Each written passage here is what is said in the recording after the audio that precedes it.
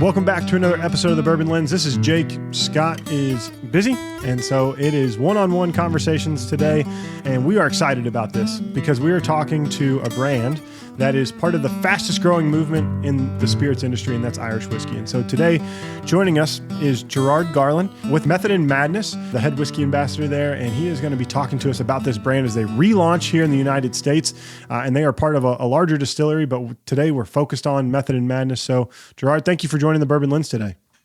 Oh, Jake, it's my absolute pleasure, and I'm really looking forward to our conversation. Yeah, Irish whiskey is something that is super exciting to have a conversation about. Discus just came out with all their new information about whiskey and the trends and analytics, and Irish whiskey did what everyone thought it was going to do, just continue to trend upward. And so, being an Irish, yourself, like, what does that mean to you to see this historic whiskey, because it is historic with all the rich history of it, start to top the charts in some of these whiskey categories and pass some of the spirits around the world? It really makes me delighted because I've been very lucky in that when I joined the company that I work for, Irish Distillers, in 2001, Irish whiskey was growing very strongly, but like the volumes were way, way smaller than they are now today.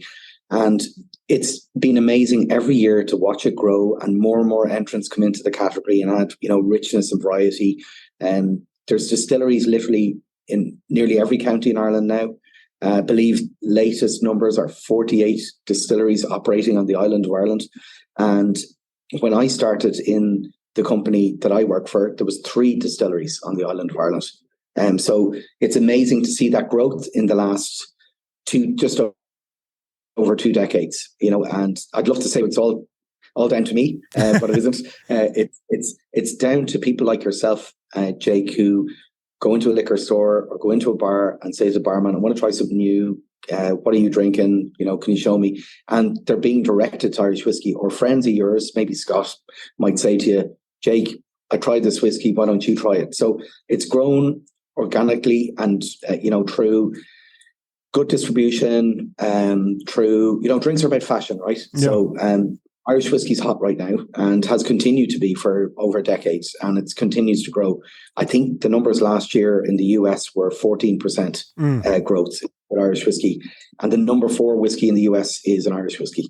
So it's amazing to see that, and we're saying we're just taking back our rightful place because we were the biggest selling whiskey back in the 19th century. So we're just trying to get back to where we were.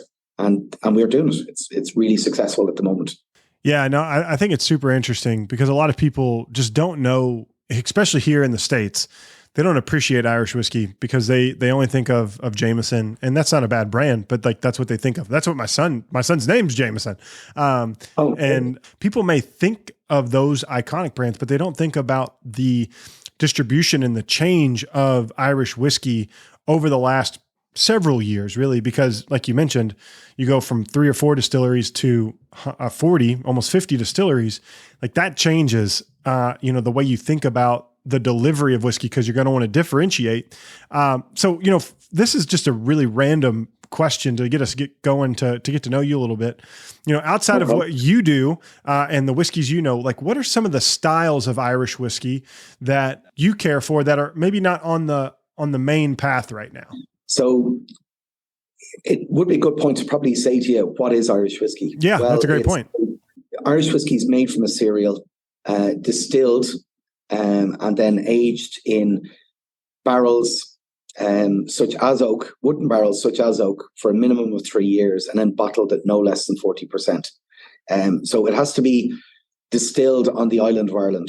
That's the only thing to be an Irish whiskey. But within that, there is quite a variety of different spirits that are produced. I suppose our quintessential traditional style is called pot still, and that's a mash of malted and unmalted barley, traditionally triple distilled. And then you have malt whiskey, which is a mash of 100% malted barley, typically triple distilled and aged, for a minimum of 3 years, like Irish whiskey has to be. And then you have, grain whiskey, which is, in our case, in Midleton, we use a mash of of corn and then a little bit of malted barley, and it's made in a continuous distillation method. And again, aged in barrels for a minimum of 3 years, usually American oak barrels. And then the biggest selling style of Irish whiskey is a blended Irish whiskey. So it's 2 or more components of the previous styles of whiskey that I mentioned and married together. And, I know one of my favorite whiskey writers says that, a single malt is like a beautiful soloist, and a single pot still is like a quartet, a little bit going on. And a blend can be like a symphony. You have all those things that you like and all those other whiskies happening in the same glass at the same time. So the biggest selling style of Scotch whiskey is blended whiskey. The biggest selling style of Irish whiskey is blended whiskey. The biggest selling style of American whiskey is essentially a blended whiskey. So, it has mass appeal. It is that style. But outside of that, we've done a lot of experimentation. And we've always done a lot of experimentation around using new grains, different types of woods, and etc. But we never had an outlet for it before. So that's why we created the Method and Madness range of whiskies almost 10 years ago now. And the idea behind it was to showcase that innovation from a distillate point of view, from a maturation point of view, and from an aging point of view. So it's a really... there's a lot going on in Irish whiskey. All like ourselves are, I think we do a lot of innovation, but there is a lot of new things that you've never seen before, or not for a long time in Irish whiskey appearing now. And that variety interests whiskey drinkers because they can come in, they can go and try different things all the time. Like they could literally spend the whole year trying different whiskies and not get to the end of the Irish whiskey category. Yeah. No, I think it's super interesting that there's so many varietals of Irish whiskey, because when you think of bourbon, right, like what we traditionally talk about, it's one style. It's got to be, at least 1 year old. Actually, Jimmy Russell said it best. It has just to go into an oak container and then it is bourbon. But there's like really, 51% corn. It's very simple. Right. You can have a variety of different mash bills, but the process is very simple. But having, different categories inside of the larger category is nice to have to play with, because it's going to give you different flavor profiles. A continuous still is a lot different than a pot still. Yes. Having that delineation of like that cutoff of, hey, this is what a pot still is, or this is what our grain continuous still is. Like that allows you to experience whiskey in a certain way with a certain clarity that you don't always get, because whiskey is, like me and you were talking about beforehand, is very complex. It can be very confusing. And then I think Irish and Scotch whiskey, like they do a really good job of delineating down, talking about that next level and giving you the differentiation on the bottle so you can understand it better, because it is a hard concept to understand. Absolutely. And I think that's what makes whiskey so interesting, is that kind of technical, kind of a little bit nerdy type information that like you feel like you're in the know. The more you know, then you feel like you're getting access to something a little more secret, like you're like in a club. And it's the same. The thing is, though, it's a club for everybody. So you're all welcome. But it is it is a complicated thing, and I think the history and the process is quite. It is quite it's chemical engineering, a lot, just distillation. So I wasn't great at chemistry in school, but I certainly like whiskey. Yeah. So that's it. And I think as well as that, you can, if you want to, you can really get down into the nitty gritty on how it's made. And, I think that variety in there, when you try something like a blended whiskey, there's something in there that you identify, whether it's the influence of sherry casks, or is it the bourbon, or is it the pot still spirit, or is it maybe the malt spirit not blend, or is it the grain spirit not blend? Then you can break out into try that different. Once you identify what that is, it gives you the opportunity then to go after that thing that turns you on, that you go, oh, I like that. What is that? And you want more of it. And then you get more of a, I suppose, an intense experience from a tasting point of view then when you identify what that is, whether it's whether it's the type of wood used, the type of spirit, and the type of way it's distilled, as you said, column distilled or pot still distilled, or is it triple distilled or double distilled? Yeah. So I think they do a good job of putting that information on the labels now. That wasn't always the case. I remember I remember 20 years ago, I could not have told you what whiskey was made from. I had no idea. It just said Jameson on the label, or it said, Powers on the label, but I had no idea how it was made. And luckily enough, I work in a place that makes it. So the guys that made it were able to show me and tell me how it was made. And then my mind was blown, and I'm absolutely obsessed by it. And I don't have a problem saying that now. Hey, I tell you what, whiskey is something that literally I learn something about every day, whether it's through a press release, whether it's through talking to people like yourself. It is something that it's for everyone. It's a spirit of nations that are trying to get to people around the world so that they can experience their culture. It's just like cuisine. That is what is so fun about whiskey to me is it's not an executive club. It's not like you don't have to pay a membership. You just have to be able to go buy a dram and enjoy it with friends. Like that's what whiskey's about. That's the number one thing. Isn't it great cracking open a bottle, pouring a glass for yourself and a couple of friends, and showing them something new that you found? It's like, it is just such a wonderful experience, and it's bringing people together, sharing an experience and sharing a passion. And that's what I really love about whiskey. And I can see you share that passion as well, Jake. Oh, I love it. Like we joke around, but it's like, if I have a bottle that's unopened, like come to my house and open it, because like I just like, I don't want bottles sitting around unopened. I want them to be enjoyed, because some of my best memories over the last few years are just like having guys at the house around a fire and just talking about life with a dram in our hands. Like that's like, those are the things. I couldn't tell you what the whiskey tastes like. I know I enjoyed the experience, and like, that's what it's there for.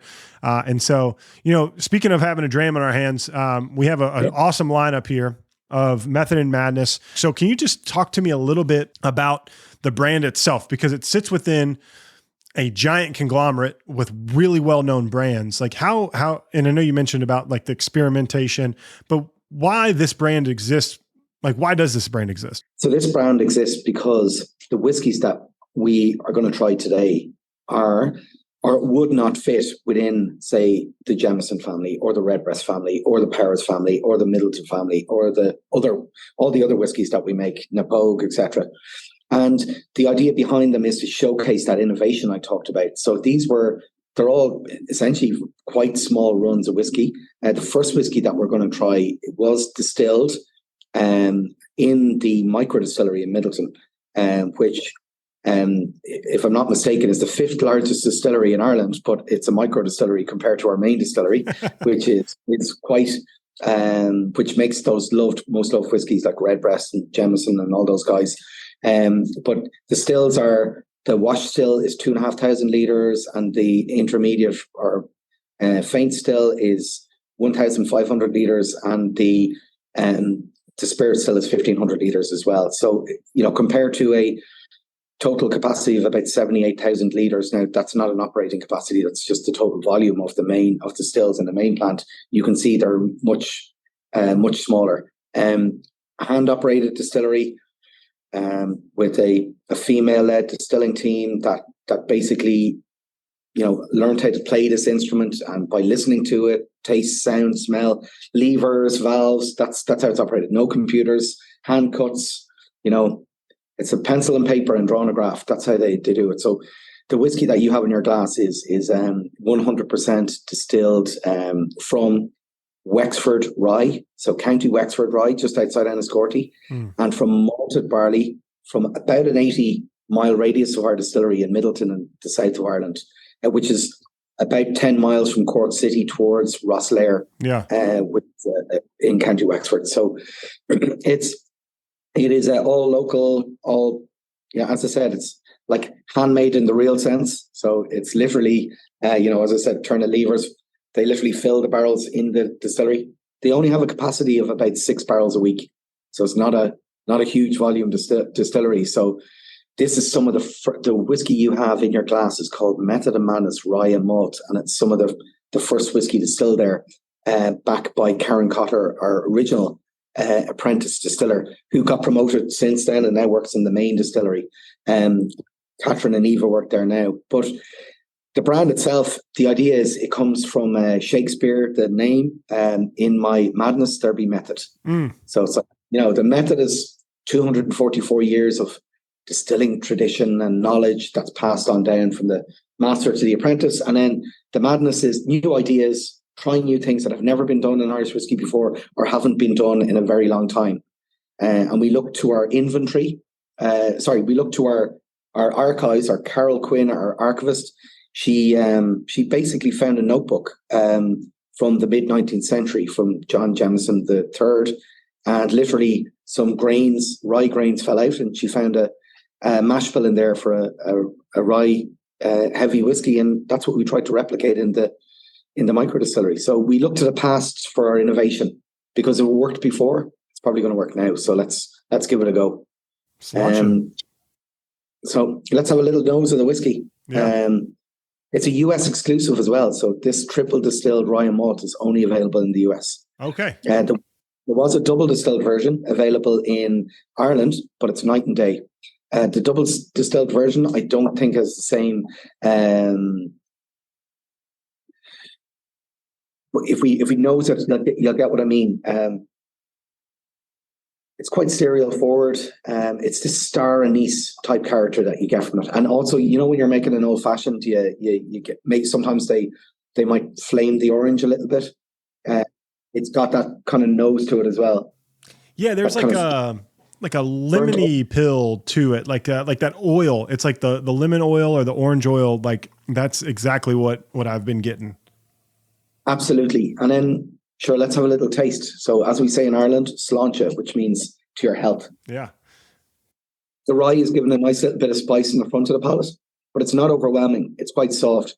It's aged in first fill bourbon, so barrels that have been used to make bourbon or Tennessee whiskey, and then they are used to make Irish whiskey, and second fill bourbon, so barrels that have been used to make Tennessee whiskey or Kentucky bourbon, and then being used to make Irish whiskey previously, and so they're the second time we've used to make Irish whiskey. And it allows the distillate to shine through. You really can get the rye and malt spirit coming through here. It's quite a pleasurable drink. I get kind of chocolatey honeycomb notes on the palate. Definitely you're getting a kind of a brioche type note to it as well. I find the wood really, the spiciness from those American oak barrels is there at the back, but it's quite soft. It's like white pepper. It's not overwhelming. And you definitely get that kind of bitterness from the toasted oak as well coming through. That was the one thing that I got first was the bitterness. And then there's this like lemon lime Sprite kind of characteristic. I get that. That's happening. But what's really nice is if you kind of like breathe through it, that's when you get the honey. That's when you get the vanillas.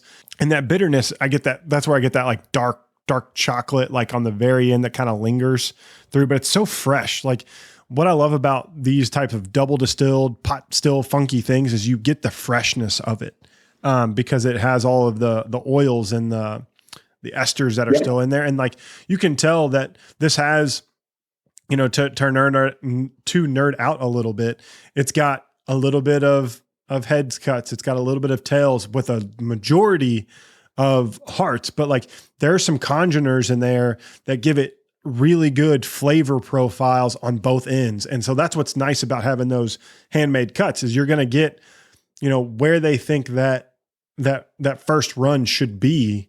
And you're going to carry that over, and that's going to give you some funkiness and some flavor and some depth that you don't necessarily get when in continuous column stills. Absolutely. There's a lot more, as you said, from a complexity point of view coming through because the distillate is essentially, it's a long distillation curve and quite narrow cuts. So they've really honed in on where they want the flavor to be. And certainly, I think the quality is there as well. Like you can really see that this is a quality distillate, I think they've done a great job. And again, it's a limited release. Like once it's gone, it's gone, this was made 6 years and 2 months old. So this was made like in 2016 when the first kind of experimentation going on in the distillery. So, I mean, they may replicate it in the future, but again, this is a unique bit of history right here. So I love the flavor profile on this. This would be a drink that I would say, if there's a gin drinker that get them this whiskey to introduce them into whiskey because it has a lot of gin characteristics. There's almost some juniper type of flavor profile going on, but this would be a great introduction from a clear spirits to a brown spirit that would lend them similar characteristics. And it's not heavy. It's not a heater on your palate, but it's got really nice spice and flavor profiles. Cause I'm always looking for, how do I have the conversation with someone who doesn't like brown spirits, that may like gin, that may like vodka? How do I get them in? And I always like to have a mental Rolodex of, hey, you should try X, Y, and Z. And then we can come have that conversation. This is a perfect drink for a gin drinker. Yeah, I think it's really accessible from that point of view. It's not overwhelming on the palate. It's really, as you said, there's a lot of kind of woodland spices in it, kind of the herbaceous type woodland spices going on there as well. So yeah, I totally agree with what you said. I think it would be a good bridge for someone that's coming into whiskey or specifically Irish whiskey. Mm-hmm. Yeah. And so, a lot of times, like, thinking of Irish whiskey. So you said this one's 6 years and some change months old, right? Yes. Correct. So, a lot of times people talk about Scotland and their latitude and getting barrel aging. So is that similar in Ireland too, from an age perspective? Like it's going to take 6, 7, 8 years for it to really get the depth, even though you could put it out at 3 years. Or are you still getting enough characteristics to release good whiskey at that minimum age quality? Because, in Kentucky, it ages so quick. It's like, if we don't get it out of the barrel in 2, 3, 4 years, half the barrel's gone.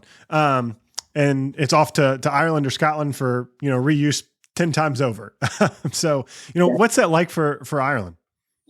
Well, first of all, we buy currently about 150,000 American oak barrels every year, but we have over 2 million barrels under the stewardship of Kevin O'Gorman, our master distiller, and our, in the warehousing in Midleton and in Dungourney. So we have a lot of wood under maturation. The majority of this American ex-bourbon barrels, but we don't use them more in many cases than 3 times. So we use them 4 times, but 3 is kind of our maximum. I know in Scotland they use them maybe 8 times, 9 times, a lot. It's whiskey, as you said earlier, and has regionality. And the best way to describe it is I have an Irish accent and a Scottish guy has a Scottish accent. Yep. You might look at the two of us and say, oh, you look very similar, and you both kind of eat the same things, but the Scots do things differently to themselves. In the majority of cases, they double distill. A lot of our distilleries are triple distillation. That's down to the size of the stills. So historically, distilling was 1, legal, 2, an urban enterprise, and 3, it was on a large scale. So the stills were quite big, and in order to get up to cask filling strength, it was just practical. They had to have 3 distillations in many cases. To ensure that after 3 years that it will be above the minimum alcohol level that it is required to bottle at an Irish whiskey. In Scotland, it was illegal, it was rural, and it was on a smaller scale because they had to move those stills because the taxman was coming. Yeah, so they around. So you tend to find in Scotland they make one type of spirit in a distillery, and they run it 24/7, 365. Yeah, and then they run them hard. Whereas we will do different campaigns of different types of pot still spirit or different malt spirit, or so we call them campaigns. So it'd be a run of a particular type of spirit. So in the case of, say, something like Powers whiskey, it might be a light pot still. And like a green spot, for example, it would be a medium pot still. And then something like the beautiful Redbreast 27, or I'm trying to think of other, but let's just say the Redbreast 27, a traditional pot still. So it's heavier, oilier, longer distillation, narrower cuts. So we make 3 main types of spirit in the main distillery, but in the micro-distillery, that's out the window. We can do whatever we want. Yeah. So the micro-distillery, it was built for that purpose because we just don't have capacity anymore in the main distillery. So you find that in Ireland, that's the reason we tend to distill the way we have. It's not. I think whiskey was created by accident, not by design. That's my thought. My thought is like, when it was first distilled, as you know, it was first distilled in Ireland, and don't believe those Scottish people, they're terrible liars. Even the guy John Core up in Fife, he was probably an Irishman anyway. But Yeah, the Red Book of Ossory, we're coming up to the anniversary next year of the reference of the Red Book of Ossory to distilling. It's almost 100 years before any reference in Scotland. So even the Scots will admit whiskey probably was first distilled in Ireland. But I think it came out by accident in that they were probably distilling like a saison beer that they produced every day. And when they had excess grain, they just distilled it because, look, you can't grow grapes in Ireland. The weather's not good enough to grow grapes. So they made this saison type beer, low alcohol beer. And then they would have stored it in wooden barrels because that's what they stored stuff in. And then they figured out, it tastes better storing it in wooden barrels. Yeah. So I think again, triple distillation. The Dutch came over after William of Orange and the Battle of the Boyne, and they would have brought this distilling technology from the Netherlands. You talked about gin earlier. They're famous for making gin. Yep. And they probably would have brought that technology to Ireland. So I think the way we make whiskey then would have been more modernized, become more efficient from kind of basic alembics, which they would have been then. So, Scotland and Ireland didn't, just decide. They grew up in parallel. So they went in different directions because of market factors, legal factors, cultural factors, economic factors. So, it's strange. And then you get people like Takasura-san coming over to Scotland and learning how to make whiskey, and then going back to Japan. So you find a lot of similarities between Japanese and Scottish whiskey as well, because Takasura-san trained in Longmorn and other distilleries to learn how to make whiskey for his employers back in Japan. So whiskey is about the people, the countryside, and the culture that it grows up in. Yeah. So the reason we use barley in Ireland is because that was the main cereal crop. Yeah. It wasn't because they decided barley was good. The reason they use corn in Kentucky and Tennessee is because we got a shit ton of corn. They tried rye, they tried all the other stuff, and it all failed. But Indian corn, as they called it, grew very well. And the Spanish said, "You're crazy, grow this stuff. It grows much better." Yeah. So they started doing that. So it's down to where the distillery is, the people that are there, and Irish whiskey. For the reasons I mentioned earlier, the way we do things is not because we triple distill because of shamrocks or to be sure, although that sounds good too. It's down to simply, I think, in order to get to cask filling strength, that meant that the alcohol level would remain above 40% or whatever the law was at the time. That's why they triple distilled. No, I think that's super interesting. It's so great to hear the stories, right? And I love them. History of whiskey, right? Like when we think about Irish, Scottish, what have you, the best story I heard recently from actually a Scotsman said, it was probably some monks that actually ended up in Ireland, that they were distilling something, and he said a beer, and they ended up in Ireland. And that's where, it all kind of started, was like these people that traveled around during the Crusade, and they were in Ireland first, and they, that's where whiskey started. And then the Scotch kind of stole it from there, from the monasteries. So I thought that was interesting. We shared it. They didn't steal it. I love Scotland, and I love Scotch whiskey. I think it's great, but obviously I prefer Irish whiskey, and I'm not gonna change my mind on that. Oh no, they're both beautiful, and I think that's the great thing is whiskey is exploratory. Explore your palate, explore the tastes you like, and I'm excited because I've been dabbling in a lot of single malt Scotches, not as much single malt Irish. And so the next whiskey that we have in front of us is the Method and Madness single malt. But what's different about this is it does have a finish on it, right? So can you just tell us a little bit about what goes into making this single malt whiskey? So it's a 14-year-old single malt whiskey that is distilled, was distilled by Irish Distillers, but distilled in the Bushmills distillery back when we owned it. So this is stock that we distilled, but we sold it in 2005.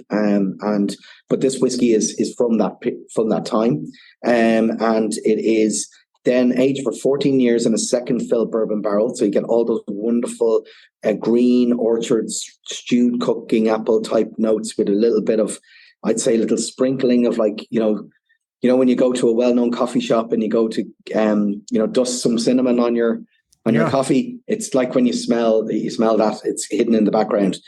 And then it's enhanced with Limousin. So it's not a full finish because our Billy Lighton, our head blender, put together 100% finished in Limousin oak which is French oak from Limousin, which is in the middle of France. It's a forest that was planted by Louis XIV. And the idea for the forest was to supply wood to build warships. So it's equidistant from the Mediterranean, the Atlantic coast, and the English Channel.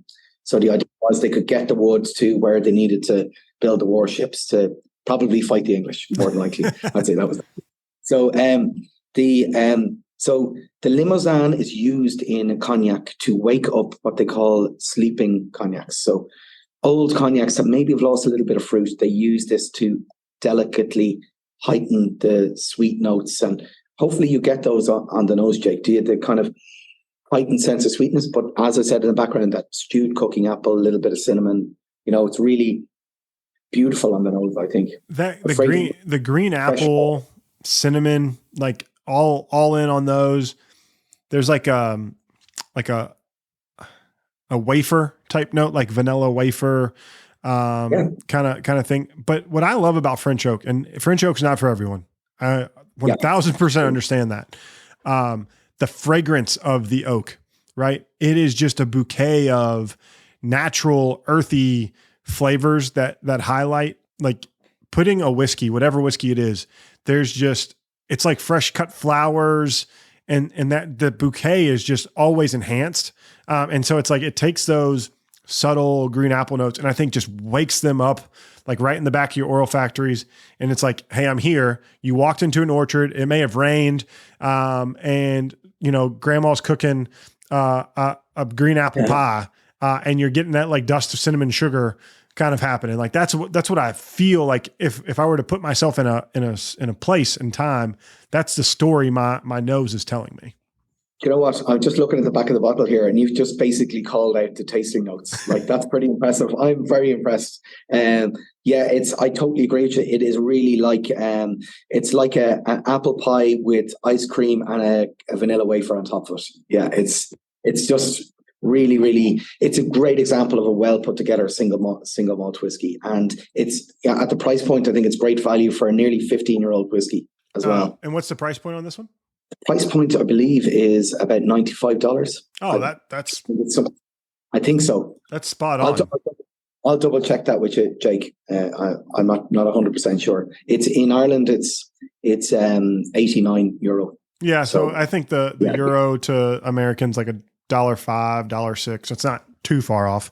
So that's probably right. I mean, it's around $100. Let's just call it that. And that's a hell of a value, because when I think about whiskey in my mind, I kind of keep this rule of thumb, and I know inflation's happened, so it's kind of, the rule of thumb is probably getting a little off whack. But for every year of age, about $10, right? So once it gets to a 10-year-old American whiskey, I expect to pay somewhere around $100 for it. Now, that doesn't always happen. It could be cheaper, or it could be, more expensive, but that's kind of the rule of thumb. If it's a 10-year-old bourbon or a whiskey under $100, like, hey, I know I got great value. And if it's a 15-year-old whiskey and it's under $100, I know I got excellent value. Like, this is a whiskey you got to put away, and you got to have multiple bottles, because 15-year-old whiskey is going to get harder and harder to come by, because the boom, it's nowhere being close to being touched. Like, people think that the whiskey boom is going to just explode. Like, India and China are starting to experience this spirit for the first time, and it is creating great production from what India is doing, like with Paul John and some other brands.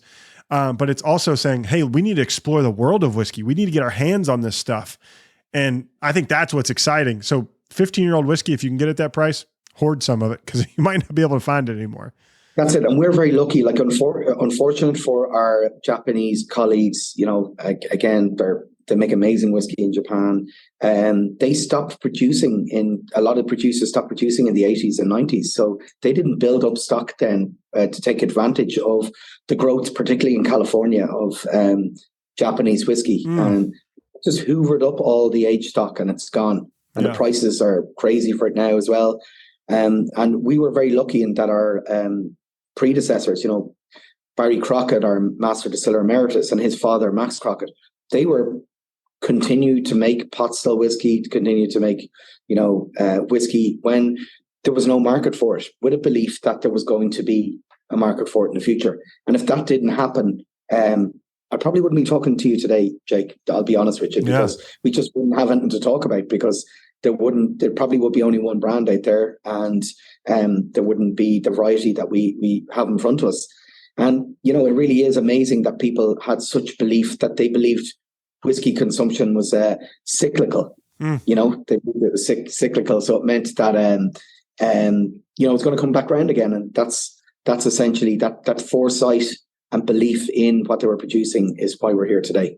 Yeah. I mean, it seems like we're a long way off the roaring 20s when whiskey was at its precipice, before, Prohibition happened and all of those things in the States, but it's only 100 years. Like we think about like the known calendar, it's only 2,000 years old. Like that 100 years is not that far away. Like when you think about the grand scheme of things.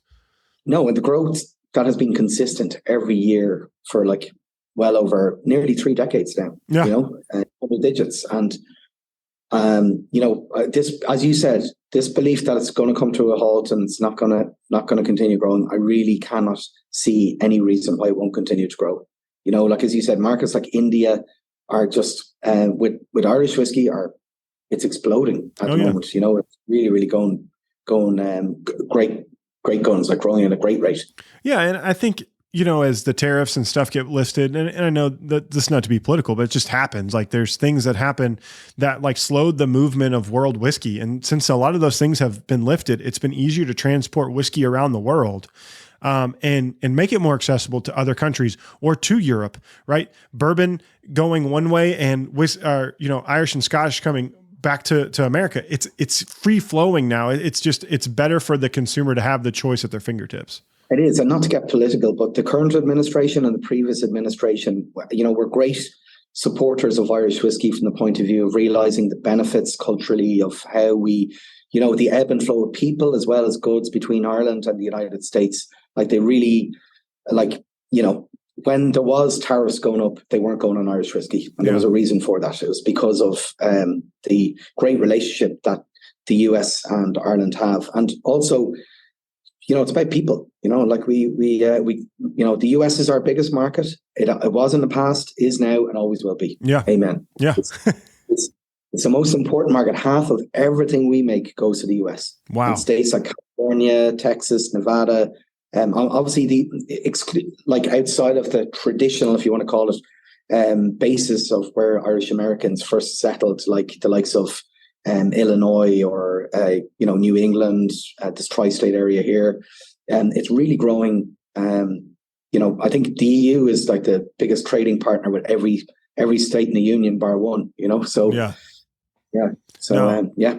but let's keep it up. Let's keep drinking Irish whiskey in the US. Yeah, no, I'm here for it. Now this one gives you more of that malty characteristic that if you're used to single malts and just any level of single malt, this is where that barley starts to shine through. Then absolutely.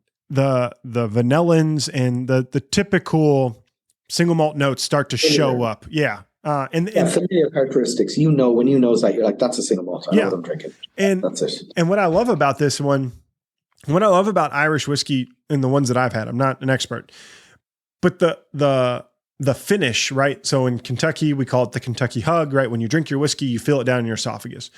What I like about pot still distillation most of the time is at the right proof, normally under 100 or under 110. Like you get it on your mouth and like it just lingers there and it's lovely and it's fragrant, and the toasted barley, like that's what it says here on the website. Like I'm getting that. It's just a little bit of that. Like I feel like I'm on the malting floor. And like, that's what I'm like tasting in my mouth, like a little bit of breadiness and that lemon kind of like fruit, green apple note just kind of shines right behind it. And it's lovely. It is. And it's really easy to understand because of that familiarity. It's something that you could, if you were looking for an intro into Irish whiskey and you never had Irish whiskey before, but you were familiar with single malts from other places, this probably could be a good one for you to maybe try on for size and see. Yeah, I now where else do I go from here? That's what you'd be. It'd give you the opportunity to kind of take a soft step into Irish whiskey with this whiskey. And what I would say is this is different enough that you can see that it's unique, right? You can tell that it's not Scottish. You can tell that it is something different from that, from a single malt perspective. And you're getting that body that you want out of a whiskey. Like this one, I would like, compared to the rye, that just kind of had like a little lingering feeling. Like this one lets you know, hey, I'm here. And it's that oily complex that is just staying there. Yeah, like I haven't had a sip of this since maybe 2 minutes, 3 minutes, and it's still I can feel different parts of my palate down your throat as well. You get that the wood spices like working, just hanging around, in a nice kind of warm hug sort of way. Like it's not too intense, and it's quite pleasurable, and also a nice dryness in the front of the palate, which I think is kind of more some like you want to have another sip of the whiskey. And I think that's a lot of the French oak like finish, right? Like it gives you that bouquet turns into a white wine type of finish on the front part. So it is that sweetness that you're getting, but it dries out the palate. So like that grape or that white grape feeling that you kind of get from a wine, that kind of like explodes there and just stops and dries your palate out, and you can feel like your mouth salivate as you drink more of it. Yeah, I think great value whiskey. Yeah. For what you can see, it's super, it's quite complex, but, very easy to understand again. It's one of those whiskeys that I think is often overlooked, because the next whiskey that we're going to try is, I think, so unique that people kind of overlook this one, overlook the single malt in the Method of Madness range, simply because of the uniqueness of the single pot still that's aged in chestnut, So, and as I said earlier on, you don't have to age Irish whiskey in oak barrels, but there's a lot of ex-bourbon barrels that we can use. So it's a good idea to use American oak.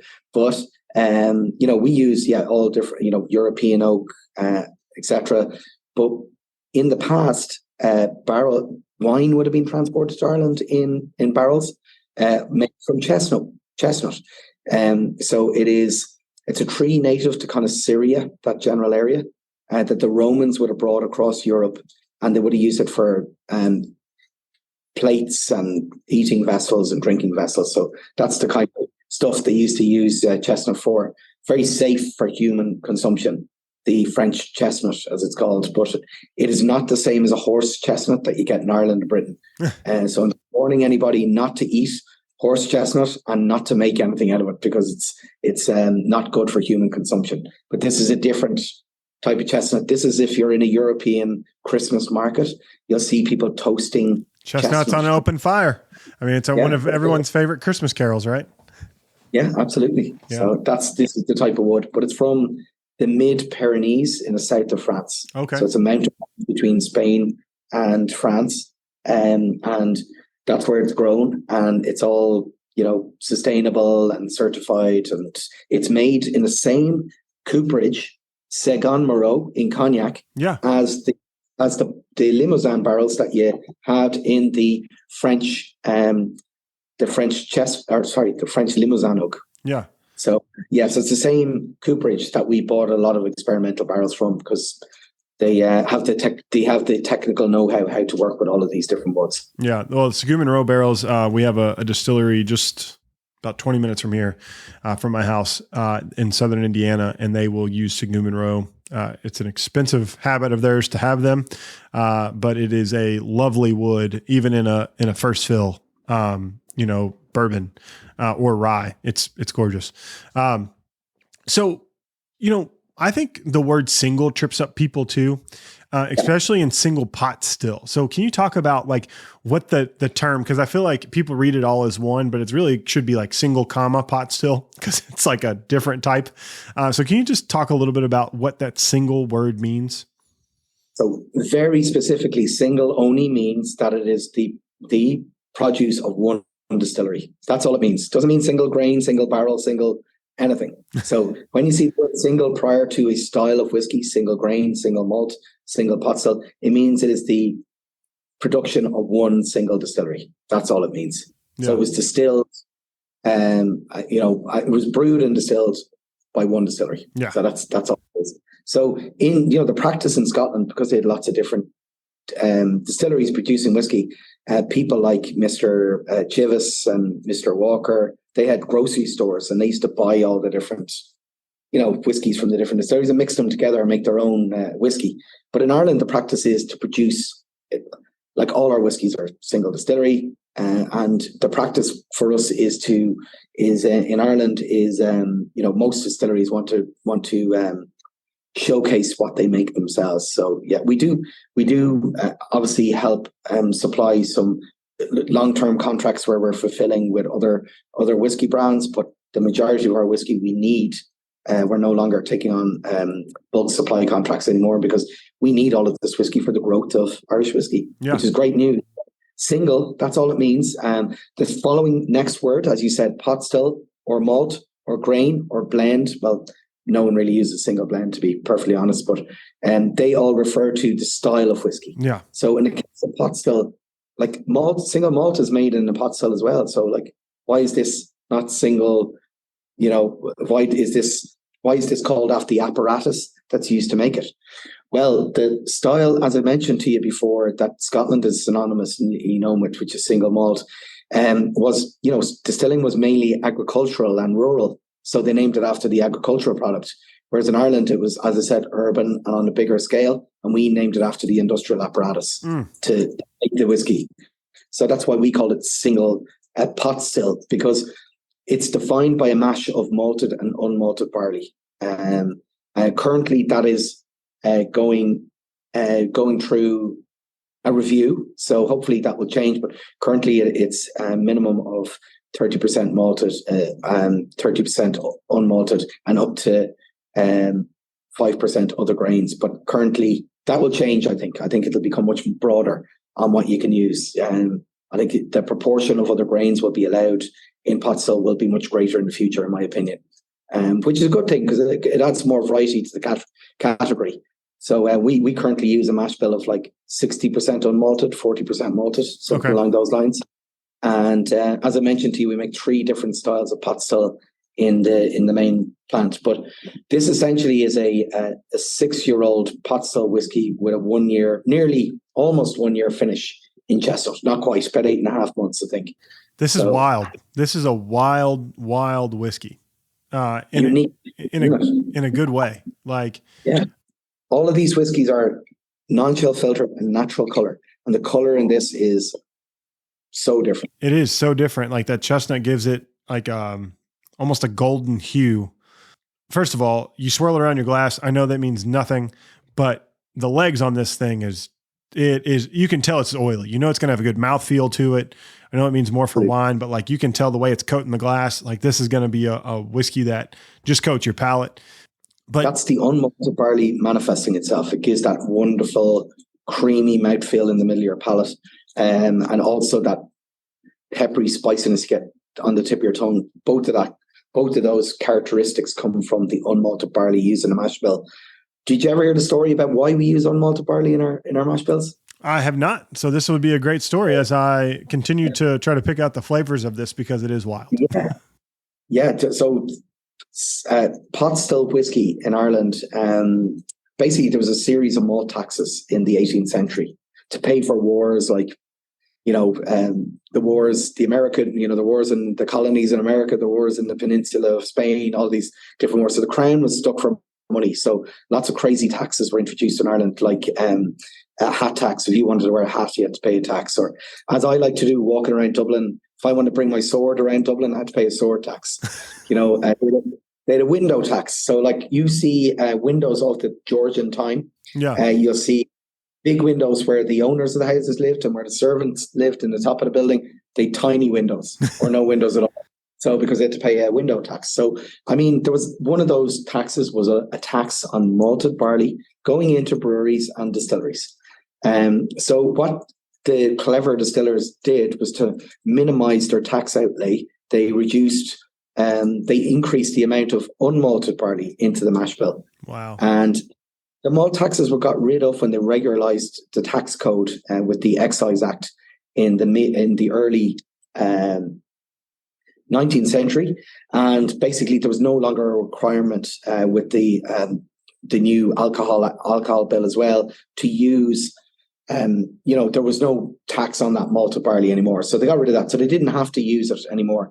But so they stopped using it in many cases. And then consumers started coming back going, what have you done to my whiskey? Yeah. There's something missing.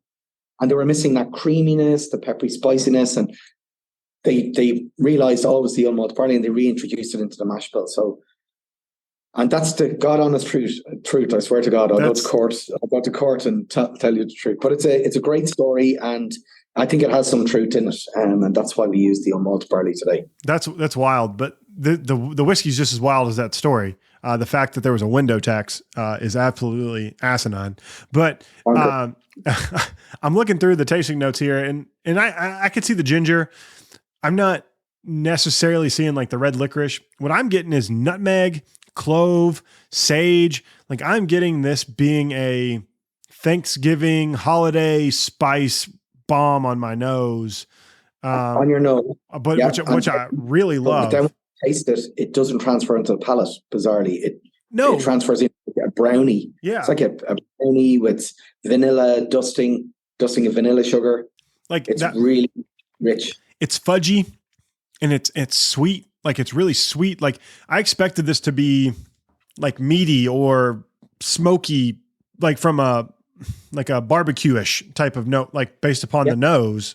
But like, yes, that's why it makes this so weird, is because it's like you get this nose that is full of these deep baking spices, and then you get sweet and chocolatey and like dessert. And that just didn't work. I mean, it works, but it's just like my mind doesn't work that way. Yeah, because we're so used to tasting whiskey that's been aged in oak barrels. So, this injection of wood character from the chestnut leads you down a path that you've never been down before.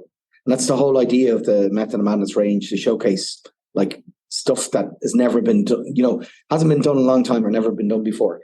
And, they used chestnut barrels in the wine industry in France. But what happened was those barrels used to transport the wine to Ireland back in the early 20th century. And Carol Quinn, our archivist, went through the inventory and found there was records of chestnut barrels being used. And we said, well, look, if it worked in the past, let's try it again. And it exceeded our expectations by a mile.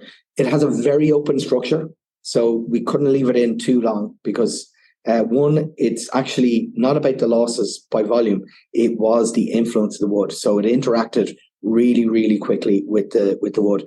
It's a medium toast in this case. We started off with a light toast with the very first batch of it, and it was overwhelmed by the chestnut. It was really interesting, but I mean, it was like, licking the inside of a barrel. It was just a bit too much, Whereas this, I think, is good balance between the pot still character and the chestnut barrels, which are super interesting. I think it's like, it's crazy. Nothing I've ever had before, but that brownie note you said is spot on. Like, I love brownies, and like that's what I get is like that brownie with that, like the brownie with the white powdered sugar on it. Like that's what I'm getting. But then on the end, you get a little bit of that wood.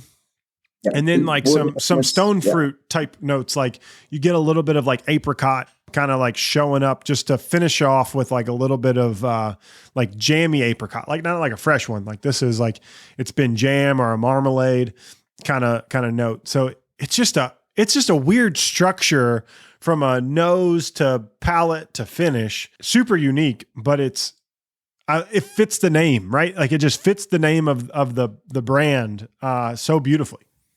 Absolutely. And I think it's one of the great things about Irish whiskey is this lack of restriction around the use of oak barrels. So it means we can, look at mulberry, acacia, all types of different wood that either hasn't been used ever or not for a long time.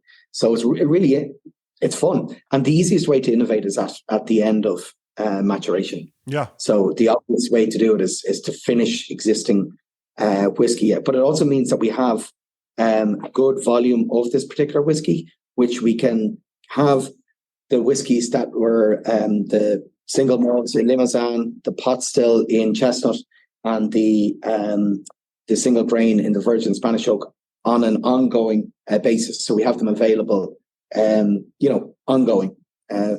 Whereas the rye and malt that we tasted at the very, very start, that's limited because we could only produce so much of it back 6 years ago, so years ago at this stage.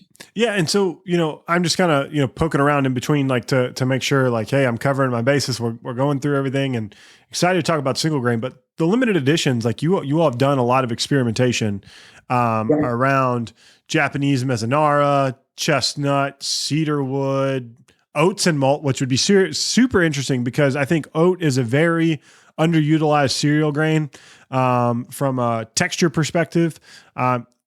Flavor perspective, I've not had a lot of 100% oats. I couldn't tell you like oat's doing this, but like I know when oat is in a whiskey, it gives it a lot of texture and viscosity. So I love that you all have done that. Extended ages, single grains, mulberry cask, like Hungarian, acacia wood. Like these are some really exploratory things that I love because in bourbon, like it's always got to go in that new oak. Like that's where it's got to start. So like, whether it's finishing or, going through a series of the whiskey going in an extended run in some of these other vessels, I think that's really interesting because, we've explored, the evolution of finished cask in America and it's grown exponentially. It's still like people are like, oh, it's not going to trend for multiple years. That is going to trend for forever because Ireland and Scotland have done such a phenomenal job finishing whiskeys. Like we'd be stupid not to. And so I love that it's different woods, exploratory woods. Like that's what I like. That's what I geek out about. It's not just put it in a Jack Daniel's barrel and here we go. Bob's your uncle. Like this is exploratory. This is fun. Yeah. And look, there's room for all of that. Like there's a reason why Jack is number one and Jameson is number one Irish in the world because, they taste great. Like there's nothing wrong with that. But it is, you're looking for something new. You're looking for something different, a bit fun. But then come to Method of Madness and have a look around and see. As you said, there's going to be every half year, hopefully, some new innovation that'll be coming your way in the US. And in next year, I believe there's one with a very US twist as well that's coming. So that'll be exclusive to the US. So it's a brand that's really only starting off because unfortunately our timing of launching this was terrible a couple of years ago. As we all know, something happened for about 2 years. Yeah. But hopefully we're all the other side of that now. And Method of Madness is really just only getting off the ground now. So it makes it a great pleasure for me to be able to share this with so many people on my trip over to the US in the last 2 weeks for the first time. So many people for the first time, and the response has been great. And as is yours, Jake. You're obviously you're digging it. You really like it. Oh, I'm loving it, and it just makes my mind explode from a thought process. And so the question I have before we dive into the single grain is, sure. A lot of American whiskeys are classified as your standard offerings, and then you have your limited time offerings, but then you have your ultra premium spirits, right? So, and that's really kind of a loosely defined category. I think it's like $100 plus, where these extended age products can get into $100 and more relatively quickly. So would you consider Method and Madness to be like a limited time offering, kind of ultra premium offering that you all are putting out, or how would you classify this lineup of brands for the listener? So brands, look, let's use an example of an Irish whiskey and a Scotch whiskey that might be familiar to people. So you have a brand like Redbreast, and it has an age statement kind of ladder. You want to call it. So if it's a 15-year-old, it's going to be more expensive than 12-year-old because the Angels share, the amount of time is left in a warehouse, all that sort of stuff. So it's really easy to understand for a consumer. But in Method, and then in Scotch, something like Chivas 12, Chivas 18, so on and so forth. So it's easy to understand from that type of corridor. But then you have, in the Method of Madness range, it doesn't have to conform to that pricing structure. And when we look at, I think the pricing is dictated by the limited. It's dictated by the cost of those finishing barrels. If they're really expensive, then the price is more expensive. Yeah, and then also, age has a reflection on it as well. But we do next week we have delivery of 12 bottles of the 33-year-old Mizunara aged Method of Madness, and that's $3,500 a bottle. But it's because it's 33-year-old pot still. That's why. Yeah. It tastes unbelievable. So it's, you're getting a $3,500 bottle of whiskey, but that's not in everyone's price bracket. So Method of Madness has a $50 bottle of whiskey, and then it goes right up to $3,500, And I think the day we launched the range back in 2016 in Ireland, we launched a 31-year-old single grain, single cask as well at the time. So it was, we had never released it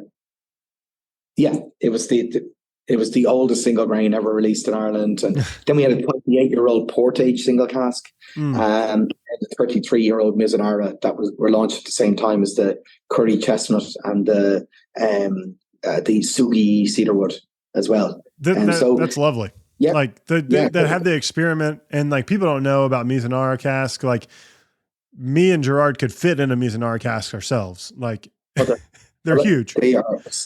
They're massive, and they are stunningly beautiful. The workmanship that goes into them. Oh my gosh. Absolutely gorgeous. But I mean, they are large vessels. And they are very expensive. Yes. And they are coming from an endangered tree in Japan. So yes, if you see Mizunara and you wonder why it's $1,500 or $3,500 or $5,000, we just explained why. So single grain, would you consider this like the closest thing to what's happening in American whiskey? I would say, from a distillation perspective. I suppose, the technology is quite similar when you think about it. Continuous distillation, absolutely. But, I think single grain gets a bit of a bad rap. As Kevin O'Gorman, our master distiller, says, I spend more time making single grain than I do any other style of spirit. So, he knows a lot about it, and it produces quite a light floral style of spirit.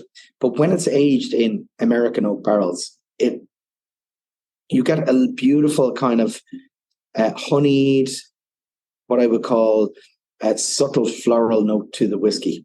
But if you taste it in isolation, it's nice, but it's very light, and it's quite it doesn't have a lot of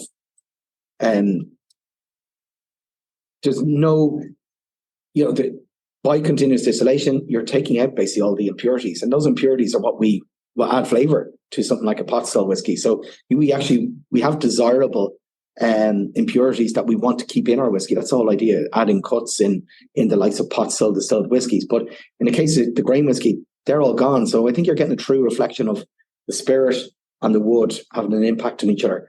But what makes this one different is the year finish in virgin Spanish oak barrels. So it's an 8-year-old whiskey that's been aged in first fill bourbon, and then it's transferred into a unseasoned Spanish oak barrel. Exactly the same as the sherry butts that we get. And to me, on the nose, if you have a little nose with there, think of you pairing your pencil in elementary school. Yeah, it's just this beautiful kind of note to it. It's super interesting. But I mentioned all those words: light, floral, delicate.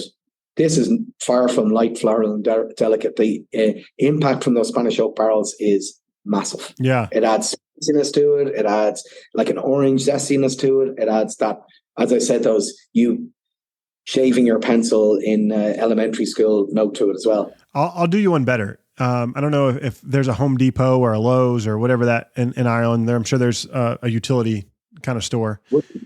Called Woody's. Yeah, so Woody's. You walk in, right, and you get that fresh, fragrant wood, like hardware smell, like that. Like literally, I smelled this and I was like, I feel like I've bottled my favorite smell, because like this is so weird, but like I love just going in there and I'll stand like right in the doorway for like 2 or 3 seconds, and I'll take one big like.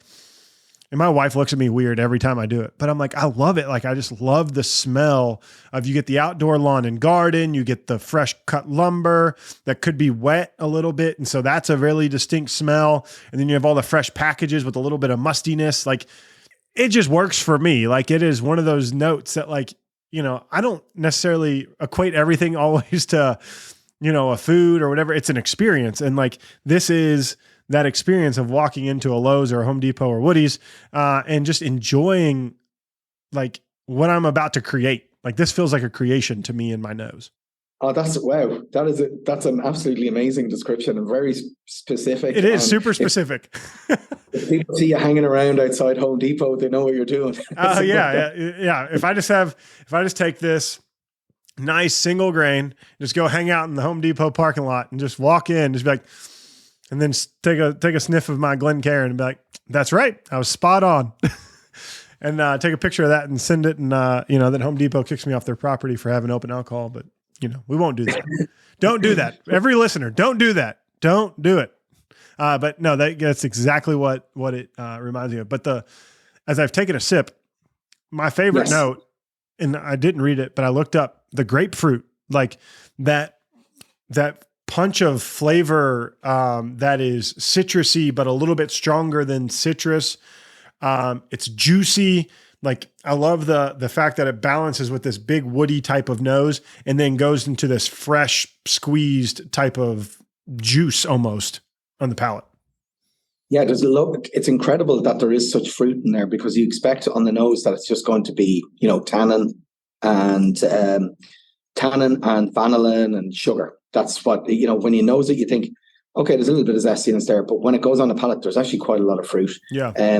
Lovely freshness, I think, that you get from grain whiskey in your gums. Like it's like that kind of spearmint type freshness, and it's spicy, but the spice is pleasurable. It's like a nice, like a mild jalapeno. It's not like it's that kind of spiciness, kind of a jalapeno spice, and it is surprisingly, it doesn't have a lot of wood in the back of the palate, but you can definitely feel it kind of sitting just about to lean over into your throat. The wood influence, the bourbon barrels probably is what I'm looking for. The bourbon barrel influence. So it's really interesting whiskey. It is a super interesting whiskey, and like I always think about, like, not only do I try to introduce different spirit drinkers to whiskey. One, I would say a tequila drinker would want to try this one, but to riff off this in a margarita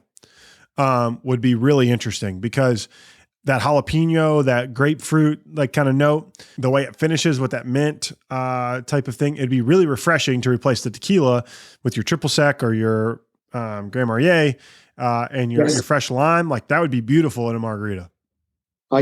I'm going to try that. I would have never even thought of that. That is, I've been drinking this in an old fashioned. Oh, very nice. Those kind of orange, the citrus, orangey, zesty notes. Yeah, but yeah, that sounds amazing. I'm going to give that a go later on. That's really, really a great idea. I know my mind works in weird ways, like Home Depot and margarita all on the last segment here.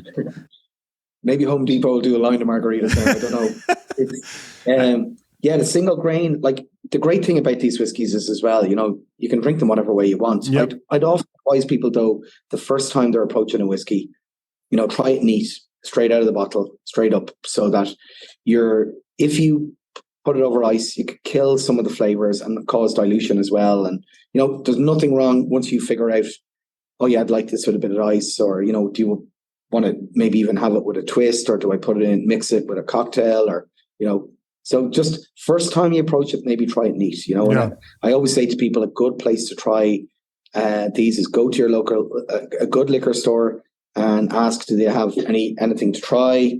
And also, failing that, go to a good bar, ask the bartender to kind of give you guidance through the different categories of whiskey, because, bartenders tend to be people who are quite knowledgeable as well. So it is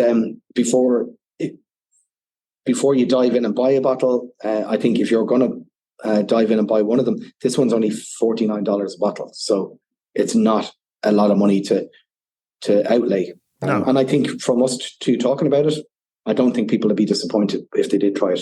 No, it's definitely, be ready for it, because it is different. But like I could get this bottle and I could sit around, I could have 5 guys over, and we could pour highballs of this all night, right? You get a little seltzer water and a just squirt of lime, and you're good to go. Like this would be a great summer whiskey sipper by the pool. Like I try to find those whiskeys that I can enjoy, not just neat, because that's how I prefer to drink my whiskey, but I always like, how can I drink it if I wanted a session type of whiskey, right? This could be a session whiskey with a highball or some other things. And so you could have it for an extended period of time while you're hanging out by the pool for a couple hours, shooting the breeze with your friends. Yeah. It's super easy. As you said, it's different, but it's very approachable again as a whiskey. Well, Gerard, we went through the whole lineup.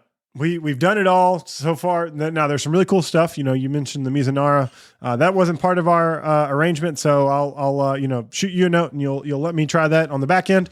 But where can people start to find this? I think, as you relaunch this, we want to make sure people are finding Method and Madness out here in the States. So where can people, get this whiskey in their hands? Sips to lips, right? It's all about that.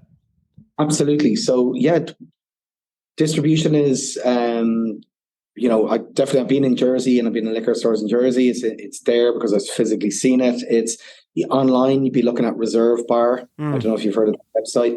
They have the family. And then again, good, larger liquor stores would kind of have more of an Irish whiskey collection. Then, the smaller stores just wouldn't have the capacity to have a larger Irish whiskey selection. So that's kind of a couple of places where I'd recommend you have a look around for it. And again, it's filtering down in through the trade now. It's just, we've salespeople. I spoke to a wholesaler last week and spoke to about 150 of 5 different divisions of their business about the brand. So I'm going to keep doing that. Keep shoe leather, getting out there, and hopefully you'll see it more and more around the United States. No, that's amazing. And where can people find out more about the brand? Do you all have social media? Do you all have a webpage? Where can people find out more about you all? Yeah, so Method and Madness are on Instagram, methodandmadnesswhiskey.com is the website. All the information is there. The website's quite comprehensive. There's all of the back catalogue there as well. So the limited editions that unfortunately are no longer available, but the info is there if you want to see the kind of stuff that may be coming in the future or what direction it'll be taking. And as I said to you, there is every 6 months or so, there's a new limited release that we'll be putting out there, and more US exclusives coming soon as well. No, this has been awesome. It is just great to try a variety of Irish whiskey, and we're so thankful that you all were able to send us samples and be a part of the podcast. It's an emerging brand, and we're excited to celebrate this and get the good word out here in the early stages of the relaunch here in 2023. Jake, it was my absolute pleasure, and I've enjoyed our conversation. I can't believe we've been talking for that long, but it's because we're two people who just love whiskey and we're sharing a glass together. So sláinte. Hey, sláinte. Cheers for those Americans. And we appreciate you listening to this episode of the Bourbon Lens. It's been great having Gerard on talking about Method and Madness. And again, go check out their Instagram and go check out their webpage. As always, you can find out more about Bourbon Lens at bourbonlens.com or go over to Instagram, Twitter, and Facebook at Bourbon Lens. Last but not least, please go over to your favorite podcast listening app, give us a 5-star review, or drop us a comment. We'd greatly appreciate it. Until next time, sláinte. Sláinte.